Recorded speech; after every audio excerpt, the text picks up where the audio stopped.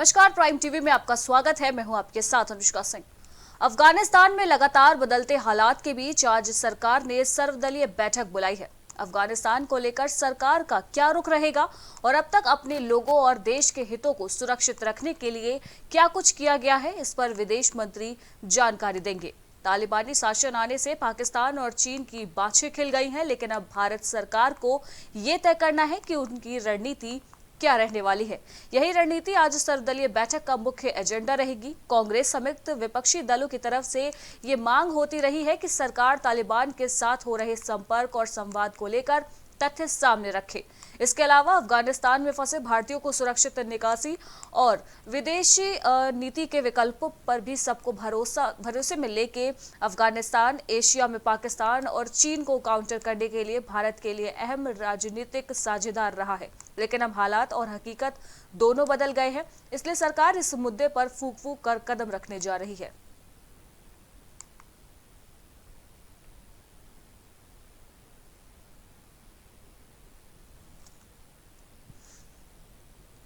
तो आज सरकार की सर्वदलीय बैठक आयोजित होने वाली है। आपको बता दें कि जिस प्रकार से लगातार तालिबान का खतरा इस वक्त मंडराता हुआ दिखाई दे रहा है, जहां पर अफगानिस्तान का मुद्दा बेहद ही गंभीर होता चला जा रहा है, इसको लेकर सरकार अपनी रणनीति तय करने वाली है। वहीं आपको बता दें कि आज आयोजित की जाने वाली सर्वदलीय बैठक में विदेश मंत्री तमाम जानकारियां साझा करने वाले हैं। वहीं इस सर्वदलीय बैठक में विपक्षी दलों के तमाम नेता भी मौजूद रहने वाले हैं।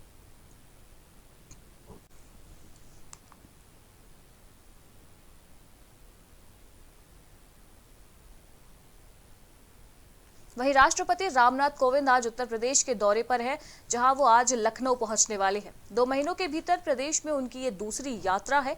4 दिवसीय अपने दौरे में राष्ट्रपति लखनऊ के अलावा गोरखपुर और अयोध्या भी जाएंगे। अपनी यात्रा के पहले पड़ाव में रामनाथ कोविंद आज लखनऊ पहुंचने वाले हैं। आज सबसे पहले राष्ट्रपति लखनऊ में बाबा साहेब भीमराव अम्बेडकर विश्वविद्यालय के 9वें दीक्षांत समारोह में हिस्सा लेंगे। 27 अगस्त को राष्ट्रपति लखनऊ में 3 कार्यक्रमों में हिस्सा लेने वाले हैं। इसमें उत्तर प्रदेश के पूर्व मुख्यमंत्री संपूर्णानंद की मूर्ति का अनावरण और संजय गांधी मेडिकल कॉलेज का 26वां दीक्षांत समारोह भी शामिल बताया जा रहा है। वहीं बात करें 28 अगस्त की, तो 28 अगस्त को राष्ट्रपति रामनाथ कोविंद अपने दौरे के दूसरे पड़ाव में मुख्यमंत्री योगी आदित्यनाथ के क्षेत्र गोरखपुर पहुंचने वाले हैं। गोरखपुर में महायोगी गुरु गोरखनाथ आयुष महाविद्यालय की आधारशिला रखने के साथ साथ महायोगी गोरखनाथ विश्वविद्यालय का उद्घाटन भी राष्ट्रपति करने वाले हैं। राष्ट्रपति का सबसे महत्वपूर्ण और आखिरी पड़ाव रहेगा अयोध्या। आपको बता दें कि 29 अगस्त को वो अपने दौरे के आखिरी दिन लखनऊ से एक विशेष ट्रेन के द्वारा रामनाथ कोविंद करीब 11:30 बजे अयोध्या पहुंचेंगे। अयोध्या में राष्ट्रपति का राम मंदिर निर्माण कार्य स्थल देखने और रामलला के दर्शन करने और पूजा करने का कार्यक्रम बताया जा रहा है। इसके अलावा राष्ट्रपति अयोध्या के उत्तर प्रदेश पर्यटन और संस्कृति विभाग की ओर से किए जा रहे कार्यों की भी शुरुआत करने वाले हैं। इसमें तुलसी स्मारक भवन के पुनरुद्धार कार्य के अलावा नगर बस स्टैंड और अयोध्या धाम का विकास कार्य भी शामिल है।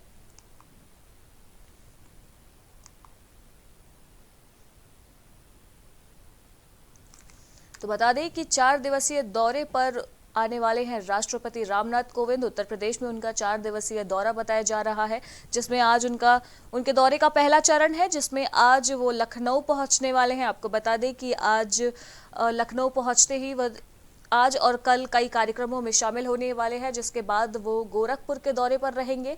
उसके बाद वो अयोध्या के दौरे पर बताए जा रहे हैं। वहीं आज राष्ट्रपति के आवागमन को लेकर जिस प्रकार से लगातार उत्तर प्रदेश में तैयारियां चल रही हैं, वहीं पहले चरण को लेकर आज सुरक्षा इंतजाम भी पुख्ता किए जा चुके हैं। राष्ट्रपति के आगमन को लेकर लगातार प्रशासनिक अमला तैयारियों में जुटा हुआ है, वहीं भारी पुलिस बल भी तैनात किया गया है।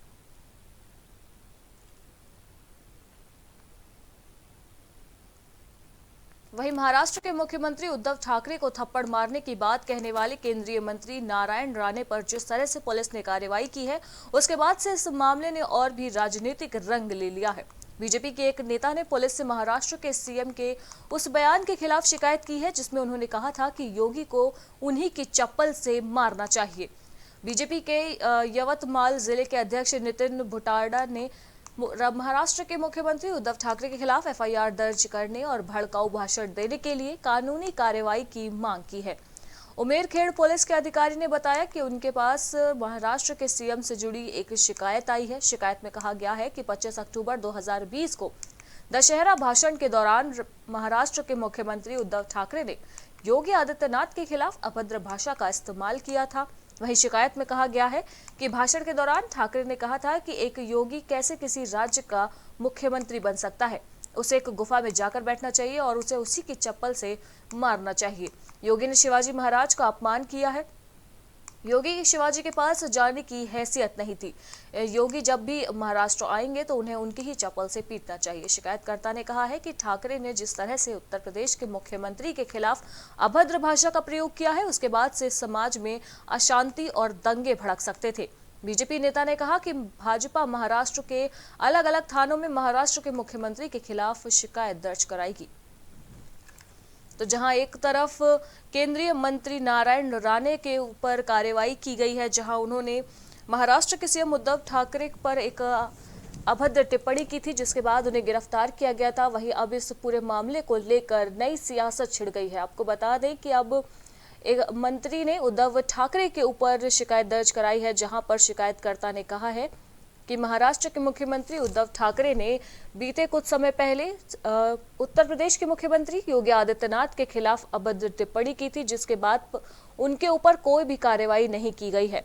वहीं जिस प्रकार से आप एक केंद्रीय मंत्री के ऊपर गिरफ्तारी की कार्यवाही करते हैं, ऐसे में अभद्र भाषा का प्रयोग महाराष्ट्र के सीएम के द्वारा भी किया गया है, जिसके बाद अब बीजेपी महाराष्ट्र के अलग अलग थानों में महाराष्ट्र के मुख्यमंत्री के खिलाफ शिकायत दर्ज कराएगी और उन पर कार्रवाई की भी मांग की जाएगी।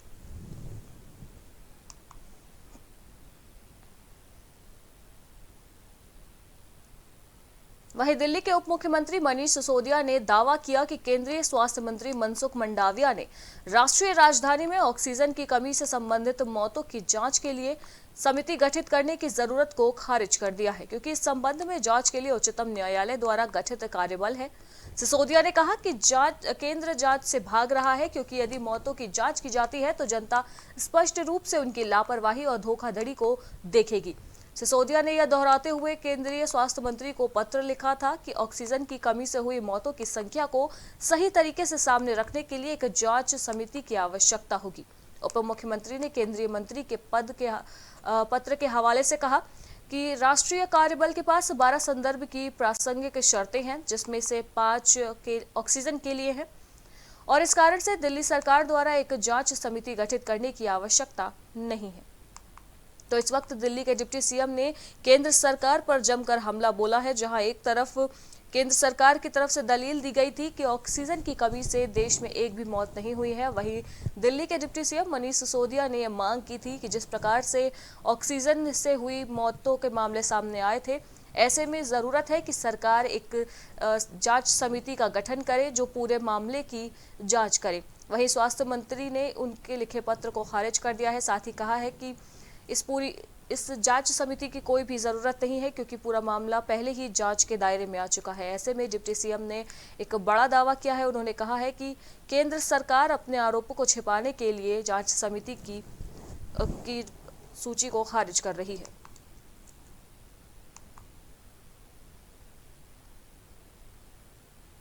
वहीं देश भर में कम हो रहे कोरोना मामलों के बीच केरल में नए मामलों की संख्या एक बार फिर से बेकाबू हो गई है।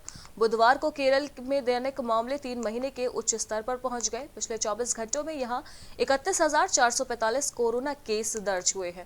वहीं 215 मरीजों की मौत की खबर भी सामने आई है, जिसके बाद से अब कुल मृतकों की तादाद 19,972 केरल में पहुंच चुकी है। पिछली बार केरल में एक दिन में 30,000 से अधिक मामले 20 मई को दर्ज किए गए थे।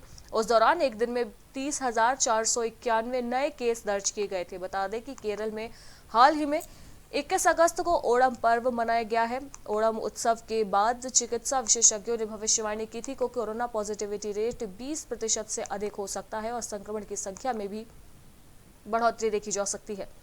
केरल के आंकड़ों को देखें तो राज्य में 29 मई के बाद 27 जुलाई को संक्रमण के नए मामलों की संख्या 20,000 से अधिक रही थी, जब 22,129 नए मामले सामने आए थे। इसके बाद से केरल में लगातार दिन प्रतिदिन नए मामलों की संख्या 20,000 के आसपास ही रही है।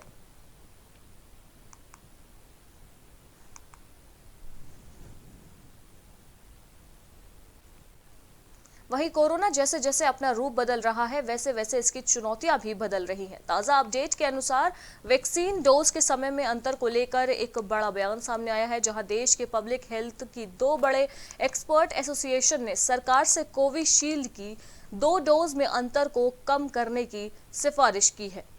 इंडियन पब्लिक हेल्थ एसोसिएशन और Indian association of preventive and social medicine ने कोविशील्ड की डोज में 12 हफ्ते की बजाय 8 हफ्ते के अंतर के लिए केंद्र सरकार को पत्र लिखा है। 2 डोज के अंतराल को कम करने की सिफारिश में सबसे बड़ी दलील वायरस के नए म्यूटेंट में बदलना और नए स्ट्रेन का पैर पसारना बताया जा रहा है। फिलहाल कोविशील्ड देश की वैक्सीन ड्राइव में अव्वल है।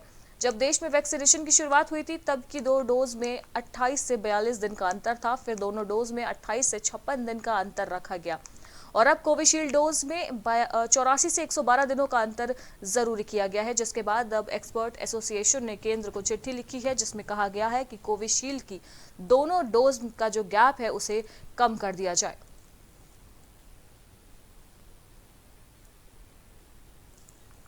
तो आपको बता दें कि जिस प्रकार से लगातार कोरोना का खतरा देश पर मंडराया हुआ है, वहीं लगातार सरकार की तरफ से टीकाकरण अभियान भी बहुत तेजी के साथ इस वक्त देखने को मिल रहा है। लगातार स्वास्थ्य जगत के लोग इस तरफ ध्यान दे रहे हैं और लोगों को ज़्यादा से ज़्यादा वैक्सीनेट करने का काम कर रहे हैं। वहीं आपको बता दें कि देश में पब्लिक हेल्थ की 2 बड़े एक्सपर्ट एसोसिएशन ने अब सरकार से मांग की है कि कोविशील्ड की जो दोनों डोज लोगों को दी जा रही हैं उनके बीच का जो गैप है उसे कम किया जाए। आपको बता दें कि इंडियन पब्लिक हेल्थ एसोसिएशन और Indian association of preventive and social medicine ने कोविशील्ड की जो दोनों डोज हैं उनमें 12 हफ्ते की बजाय अब 8 हफ्ते का अंतर रखने के लिए केंद्र सरकार को पत्र लिखा है।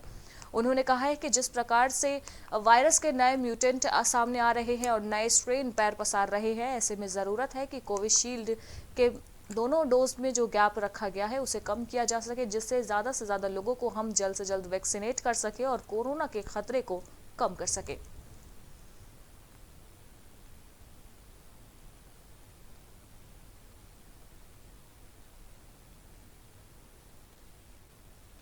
और फिलहाल खबरों में इतना ही। देश दुनिया की बाकी की तमाम खबरों के लिए आप बने रहिए प्राइम टीवी के साथ। नमस्कार।